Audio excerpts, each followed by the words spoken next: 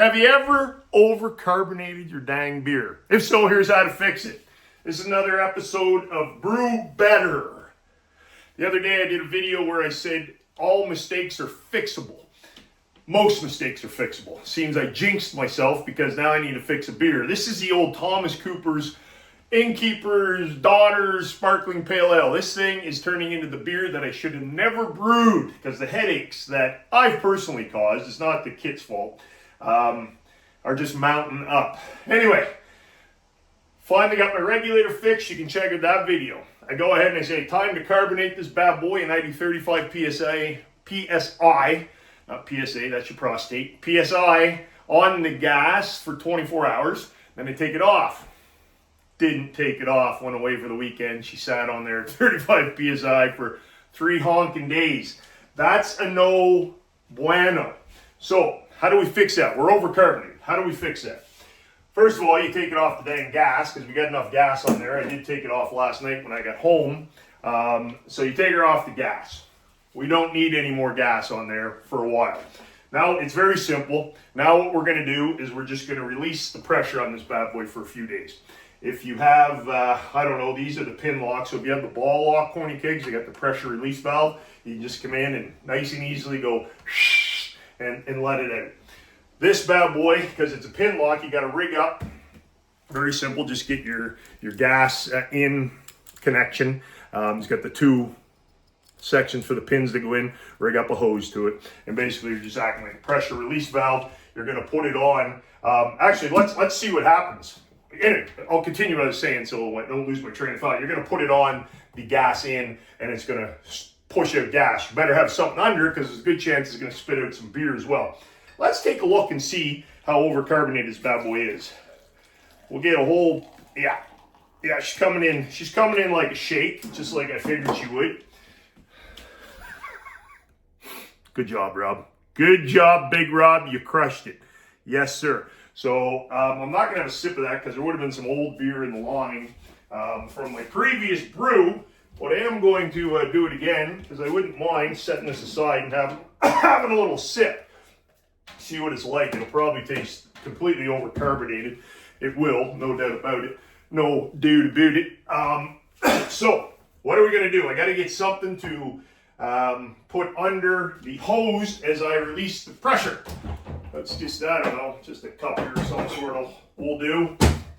All right, actually, let's get a blender container so we can really see see if anything comes flying out of it. Here we go. Let's do it. So I'm going to put this on the. This is going on the gas in. This is going to be my pressure release valve. Okay, nothing came out, so that's nice. I already did it once last night. So that's it, guys. I will basically just trial and error now. I would wager it's going to take me 2 to 3 days to get this down to where I want it as far as carbonation goes. So I will do this probably, I don't know, man. Just do it a few times during the day. It'll build back up pretty quick. See, already some more came out. So you do that 3-4 times during the day. And then it's just a matter of trial and error. Taste test it. See if how the carbonation is. Once we get her down to how I like it coming out of the spigot, picnic hose, picnic tap, we would then hook her back up to the gas for serving pressure. And for me, some people say 10 to 12. That used to tick me off because 10 to 12 didn't work for me.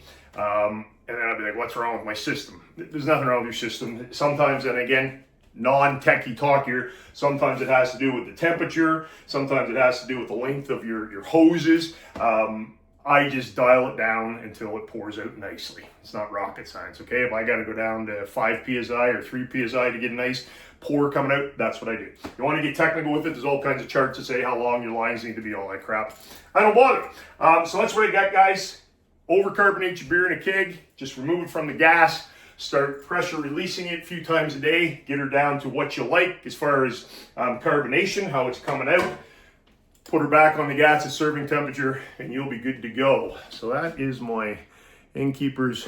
Let's have a little sipski.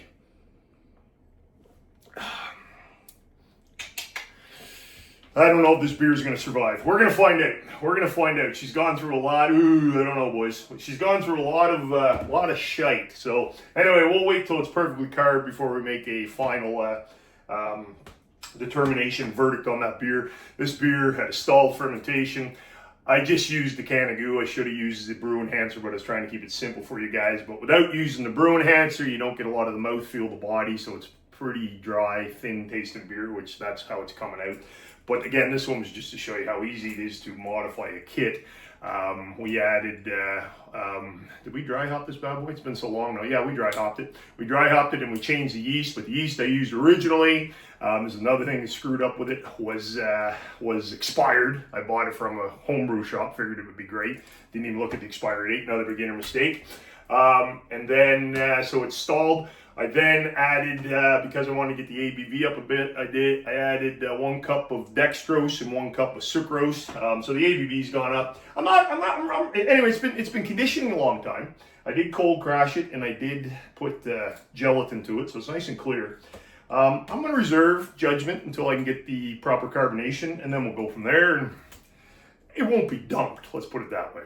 We're going to drink her, but I'm going to redo that kit the proper way, just because this thing's really ticking me off, and I feel like I owe it to good old Thomas Cooper's, I guess it's his daughter, the Innkeeper's daughter, to brew that beer the right way.